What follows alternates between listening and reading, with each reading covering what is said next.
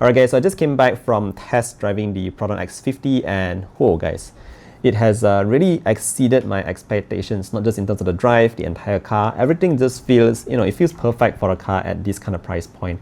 Anyway, I've got a couple of points down in my phone, so I'm just going to go through over it because my memory is not that great.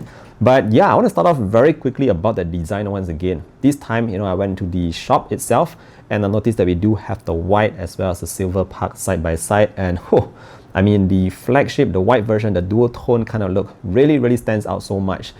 Although it's white, a color that's supposed to be very, standard and all that, but it totally stood out so much. It's really aggressive looking. Even the fake vents that, some of you guys are talking about, is actually looking quite good on the X50. So bear in mind, that's a flagship model.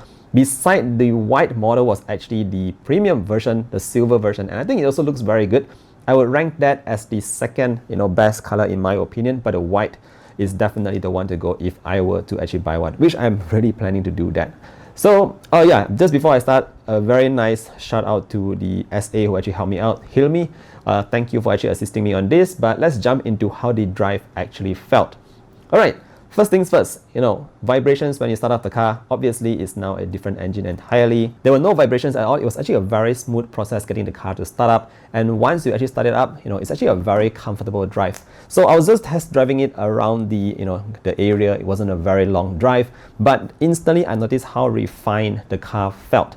Now, when I mention refined, what I really mean here is that, when I just actually press the pedal, the car actually accelerated very linearly to the way my foot goes down. So I feel that it's very one-to-one in terms of that. Secondly, there's not a lot of turbo lag, which again, I was quite surprised because, I've tried some other cars and the turbo lags were just massive. Like when you just hit the pedal, it takes such a long time for the car to respond, and I don't find that on the Proton X50. Now, the third thing that I want to highlight here in terms of the refinement again is that the car itself doesn't feel like it's underpowered. When you drive some other cars, when you just press the pedal, right away you can feel like there's a lot of noise going on, but not a lot of movement. So that's actually when I feel where the car is underpowered. And again, that's not the case here with the Proton X50. If you actually go into sport mode, this is actually where things got really interesting. Instantly, you can feel the torque is already coming in. So it's got a very pushy kind of feel. I would say at low speeds, like 20 or 30, a slight tap of the pedal, the response is so quick and you just go off. So I would say that low speed acceleration all the way to 100, 110, 120 happens very quickly. Other than that, in terms of the cornering, so there wasn't a lot of corners around, but I noticed that it also held on very well. Obviously, I wasn't going at super high speeds, and I just felt that it was able to bring in everything without too much body roll. Now, if you talk about going over bumps, how was it? Again, kind of surprised here because it actually was able to absorb the bumps very confidently. Now, I strongly suggest you actually go and test it out yourself because you're watching a lot of videos about how good this car is. You should really go and try and test drive it on your own to actually experience this, to see how this really feels. And of course, we also test the parking and all that. It's super easy to do with that very high resolution 360-degree camera.